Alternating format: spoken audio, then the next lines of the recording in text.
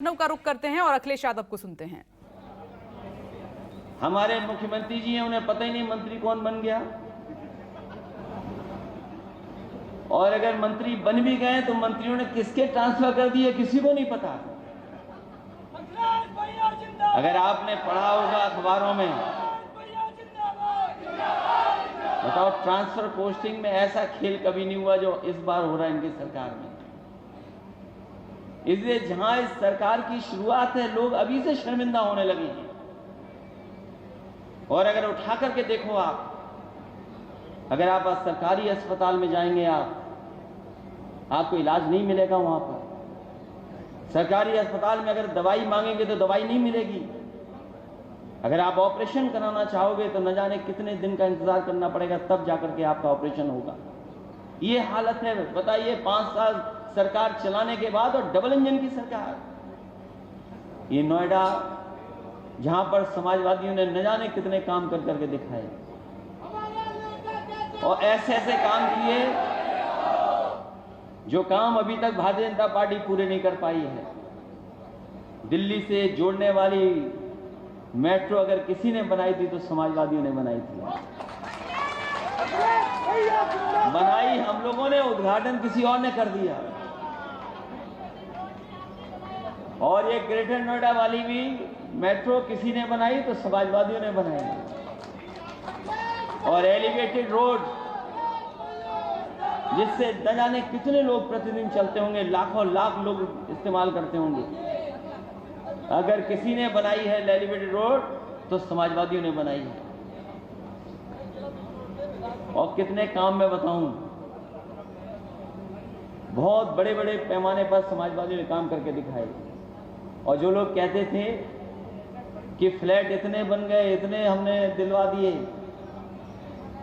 हैं कहां, किसको दिलवा दिया आपने? न जाने कितने बड़े पैमाने पे खाली पड़े हैं।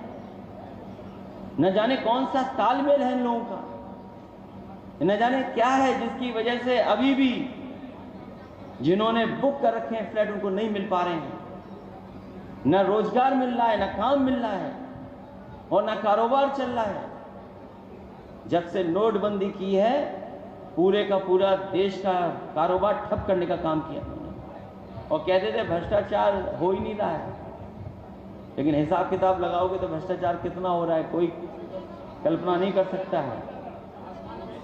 इसलिए बहुत सी बातें की जा सकती हैं, बहुत सी बातें हो सकती हैं।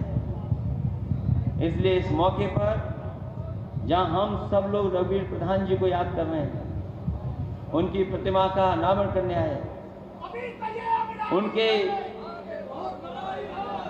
उनके परिवार के लोग हैं, सहयोगी हैं, साथी हैं, संबंधी हैं, सब लोग उपस्थित हैं। उन्होंने हमेशा समाजवादी पार्टी की मदद करने का काम किया, मजबूत बनाने का काम किया।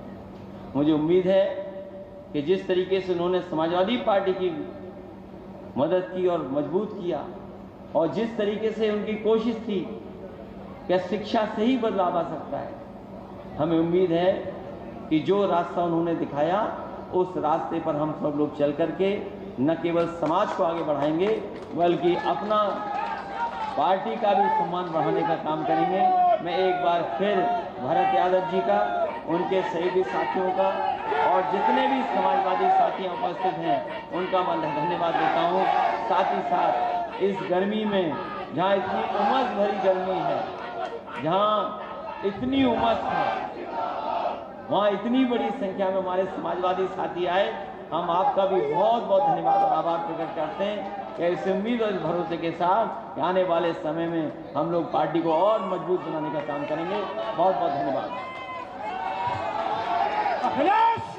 तो समाजवादी पार्टी मुखिया अखिलेश यादव को आप सुन रहे थे, उन्होंने सीधे बीजेपी सरकार पर हमला किया है। रमन, अखिलेश यादव कह रहे हैं कि हमने काम करवाया और बीजेपी सरकार ने तो सिर्फ उद्घाटन किया है। हालत देख लीजिए, इलाज तक नहीं मिल पा रहा है, रोजगार नहीं मिल पा रहा है। देखिए, अभी भी अखिलेश यादव अगर कहें कि चुनावी मोड में है तो गलत नहीं होगा, क्योंकि ये सारी बातें वो चुनाव से पहले या चुनाव के दौरान कहते रहे थे, लेकिन जनता ने योगी आदित्यनाथ को ही मुख्यमंत्री बनाया।